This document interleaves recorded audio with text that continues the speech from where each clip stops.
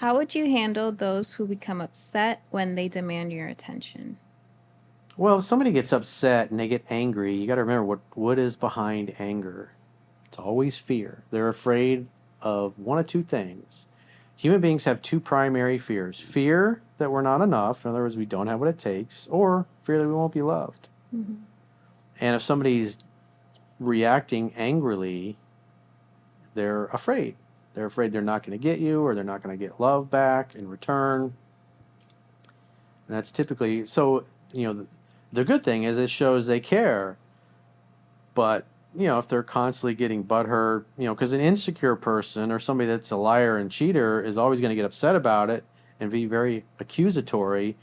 If you're dating a woman and she's constantly accusing you or running around on her or cheating on her, or oh, you were looking at that hostess, or you were staring at the ass of our server or that hot female bartender or whatever, and the guy is just a loyal dude and he's like, this doesn't make any sense. It's people project what's inside. Mm-hmm. As I wrote about in 3% Man, no one will ever do or say anything to you that isn't a direct reflection of how they feel about themselves in a moment. And if somebody's constantly accusing you of cheating or doing dodgy shit and you're totally innocent, well, then you really kind of need to snoop their behavior. Maybe even you just kind of check out their phone, because usually somebody that's constantly accusing you of things like that. I mean, look at the election cycle the last 15 years, whatever. Oh, Donald Trump's a fascist. What is fascism? As Mussolini said, who was the fascist leader of Italy during World War II, who basically invented and created fascism, he said fascism is the perfect merger of state and corporate interests. So that's the corporations and the politicians that are bought off by the corporations basically running the government, which is what we've had. Because look at the reaction that all the people, the power brokers, especially people in the Democratic Party, are having to all the things that are being cut by the Doge Commission, the Department of Government Efficiency. And you look at that, it's just like in Washington D.C. 92% of the people in Washington D.C. voted for Kamala. And so the other thing is, since all these people are getting laid off and fired from the government, is the amount of real estate listings are just getting dumped onto the market. And I saw the average list price was down like $125,000 in Washington D.C. alone, just in the last 30 days or so. Really expensive over there. So you got a ton of people that work for the government, and a lot of them aren't even going into the office. They're not even fucking working. They're just it's just auto deposited into their bank account. And a lot of these idiots, do TikTok videos, and like there was one woman who was like, I've been working for 15 years and I got laid off, and on Twitter, and then people went back through her Twitter feed over just last year. Mm-hmm. And she's basically saying, oh, I don't have anything to do today. I have one meeting and I'm going to wear a hoodie for that. And so they put the two tweets together. She's like, oh, I'm this loyal government employee and I really care about the country. And she's on Twitter a year ago joking and laughing about the fact that she doesn't have anything to do. She doesn't do anything, just basically collects a paycheck. Wow. And so she's just a fucking parasite that's mooching off the government and not adding any value to the taxpayer. And those people are all losing their cushy jobs and their consulting jobs and working for USAID and all these, bullshit positions that do nothing but push paper around and don't really add any value. And, these people are, there's like something, last I heard, it was like 80,000 people took the buyout.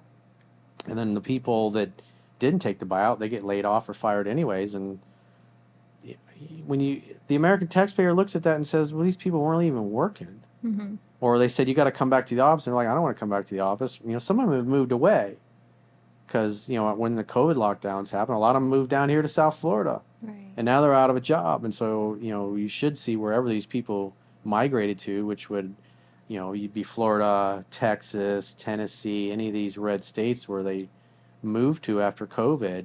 Mm-hmm. You probably see a lot more listings in the coming months coming on the market, because I watched that data pretty closely, and it's amazing because I've seen some of the, like when you look at Realtor.com, just all the brand new listings. It's like, wow, thousands of new listings showing up there, and so you got all these people in Washington D.C. It's even the pool of your jury pool, like all the January 6th stuff. They were tried there, and it's like everybody got convicted because almost 100% of the people that were on the jury were Democrats. And so the TV told them that they were all guilty of an insurrection, despite the fact that, in a lot of cases, the police removed the barriers and waved the people in. And No. they just walked through the Capitol. They weren't breaking anything. I mean, there were a handful of people that were doing that, and they got arrested.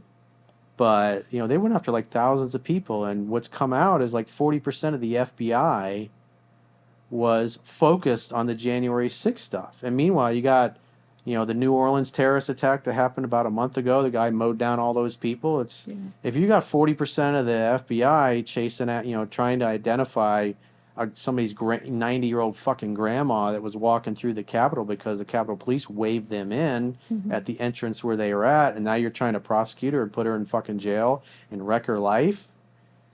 And then you let these terrorists come through and that murder people and they're not getting caught. Right. You He know, hasn't been caught? well, that guy got shot. But Oh. I'm just saying that he was on their radar. Right. But because they literally had 40% of the FBI focused on January 6th stuff, which was so if you take almost, like I said, 40% of the FBI, your horsepower and your main federal law enforcement branch, to be going after, people that the police waved us in, and they're basically saying we're going to lock you up for 10, 20 years for an insurrection. And meanwhile, you got an open border and you got people coming across the border. I've seen video of some of these guys that were known operatives of Al Qaeda Oh. and bragging about, hey, you're going to know my name real soon. In other words, I'm coming here to Right. commit a terrorist attack. And they just slip through the cracks because they're so focused on stuff that's really not that fucking important. Mm.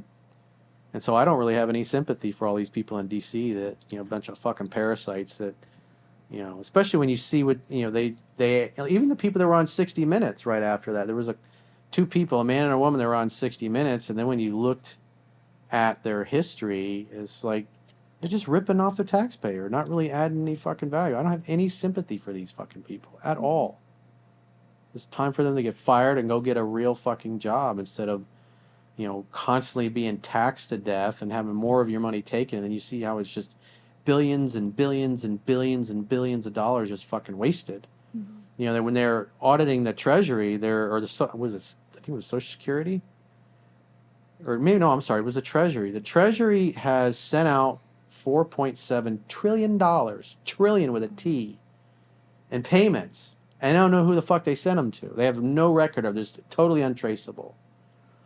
And because they left the code, the accounting code of what they were spending the money on, they left it blank, obviously intentionally. Right. And so that's 4.7 trillion. We have a $36 trillion, so 20% of our national debt is money that was spent, and we have we have no idea where it fucking went. Yeah. And you see stuff like that, and you're like, this is absurd. It's a lot. I'm a good person. I vote for Democrats because they care about people. It's like, really? But, most of them tend to believe whatever the TV says. And you're just not going to reach a lot of those people. And these people, especially in D.C., that are all getting fired, it's, they're going to be experiencing a lot of pain. And they're going to be dealing with what average Americans have been dealing with, where they lose their job. And the government, it's like once you got the job, it's like you got it. You're not going anywhere. Yeah. But now that they're firing all these people, they have to actually go out and get a real fucking job now and not just be a fucking parasite. At home. Just sucking on the good. Because a lot of these people have been on Twitter and TikTok making videos and laughing and joking. Oh, I got nothing to do. I got no meetings all week. Well, I'm bored. Yeah. I've never understood that. Like that video you reacted to with the two girls that were at the pool on vacation. Yeah, they got fired shortly after that. It's like, why in your right mind do you think it's okay to make a video like that?